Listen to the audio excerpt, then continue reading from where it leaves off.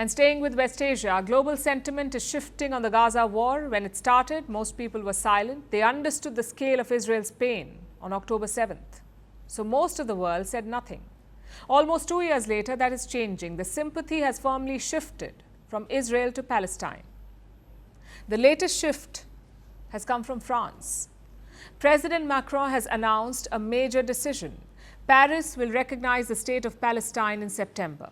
Now, just to be clear, more than 140 countries already recognize Palestine, including India, China and Russia.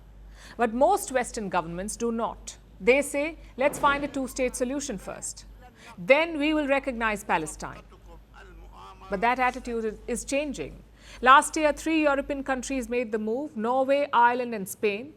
All three recognized Palestine, and now France has done the same thing. Ireland and the US, Israel and the US, of course, are not happy about it. Washington is calling it a reckless decision. They say it's a slap in the face to the October 7 victims. Of course, Israel is also livid. Prime Minister Netanyahu has condemned President Macron's decision. He says it will create another terror launchpad against Israel. And all of this is expected criticism. The question is, will others follow France? And what does this recognition change on the ground? Well, as a policy, it is quite significant. France is a heavyweight in the European Union. They hold considerable sway in Brussels. So for Paris to recognize Palestine is indeed a big deal. But others are wary.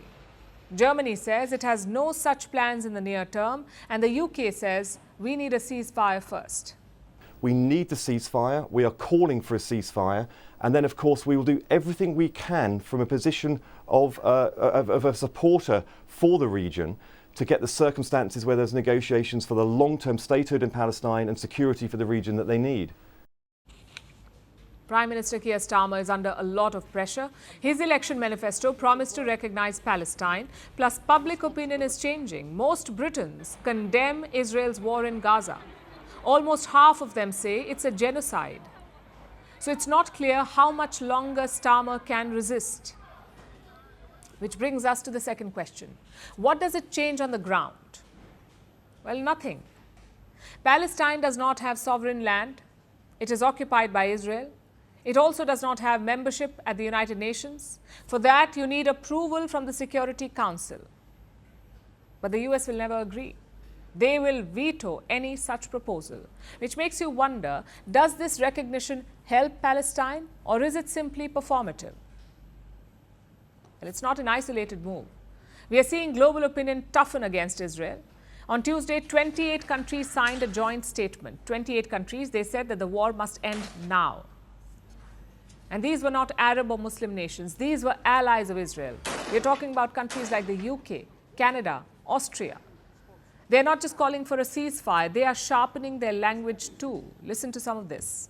We've seen too many images of children being killed, of horrific slaughter, of churches being bombed. The international community is united in its revulsion to what is happening in Gaza. This horror must end. The Israeli government must answer what possible military justification can there be for strikes that have killed desperate, starving children.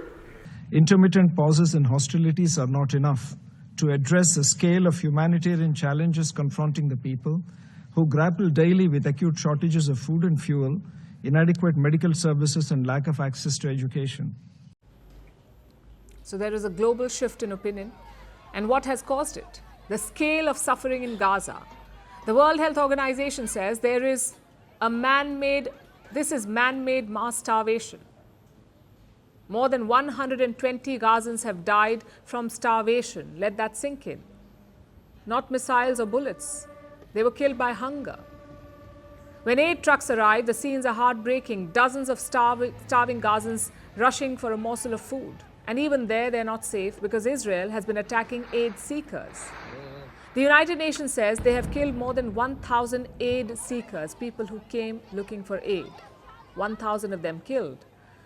It's hard to describe the suffering in words. I'll let the pictures do it, and I must warn you, it is not easy to watch.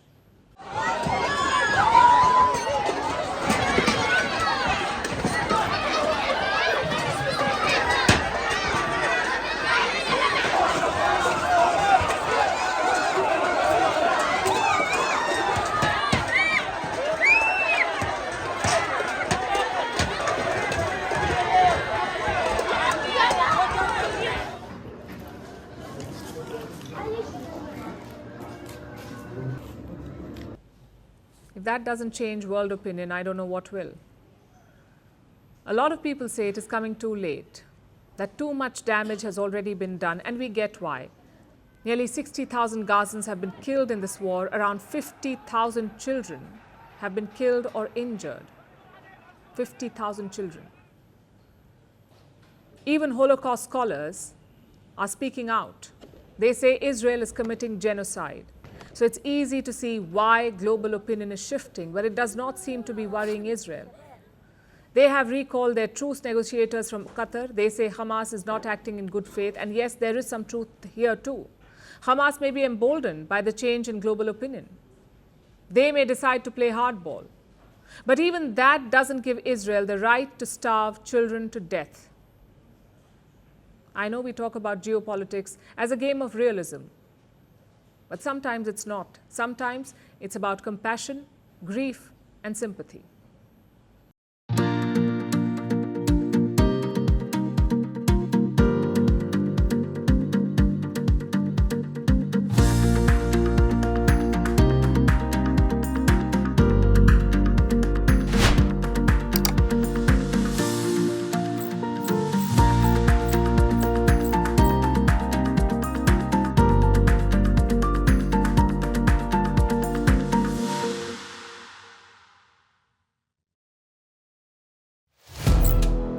Firstpost now available in 9 languages on YouTube. English, Stands at $36 trillion. French, Le FMI, comme German, geschäftsführenden Direktor, Hindi, $30 trillion ka karjo. Indonesian, Pemerintah tanpa pemeriksaan. Italian, Sekali radikali. Japanese, 4 兆ドル以上も Portuguese, por causa do próprio balanço patrimonial. Spanish. Beautiful bill.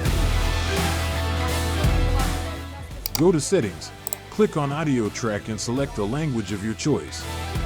Be the first to know what's happening around you in your first language. Firstpost.